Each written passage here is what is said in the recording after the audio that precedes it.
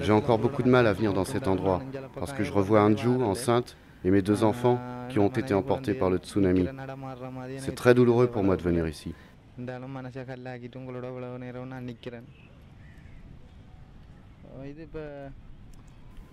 J'ai reçu 4500 briques, financées par le programme des Nations Unies, mais il en faut 3 fois plus. Pour reconstruire ma maison, il faudra entre 15 000 et 17 000 briques. Les travaux commenceront après la saison de la mousson. Ensuite, les Nations Unies continueront à m'aider au fur et à mesure de l'avancement de la construction. Les travaux devraient durer 6 mois. Ensuite, nous pourrons revenir vivre ici.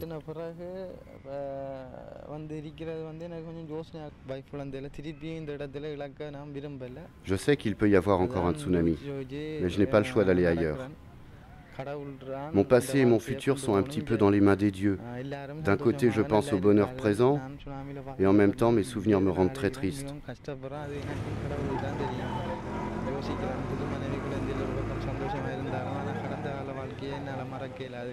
Je repense tout le temps à la famille que j'avais avant le tsunami.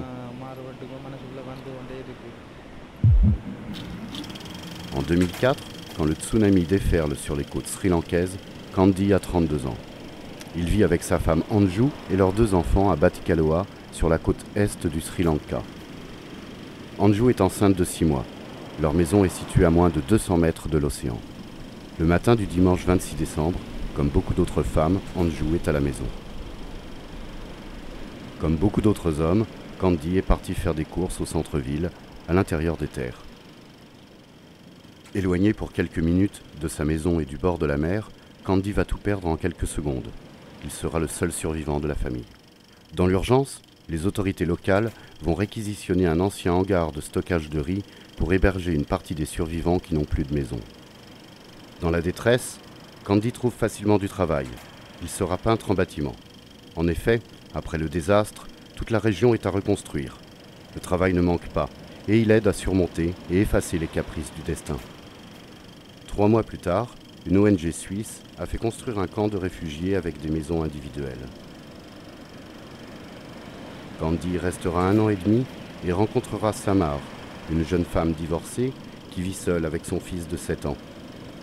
Depuis 2006, le jeune couple est locataire d'une maison appartenant aux frères de Samar et ils ont eu un fils, Kadouche. Défiant la fatalité, Kandy reconstruit sa vie.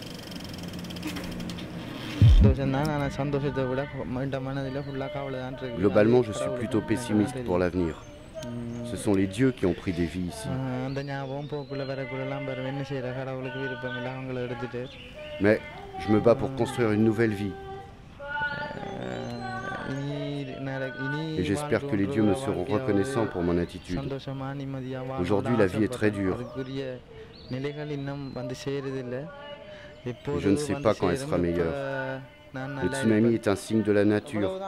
On ne peut pas savoir quand il va revenir. Ce sont les dieux qui décident.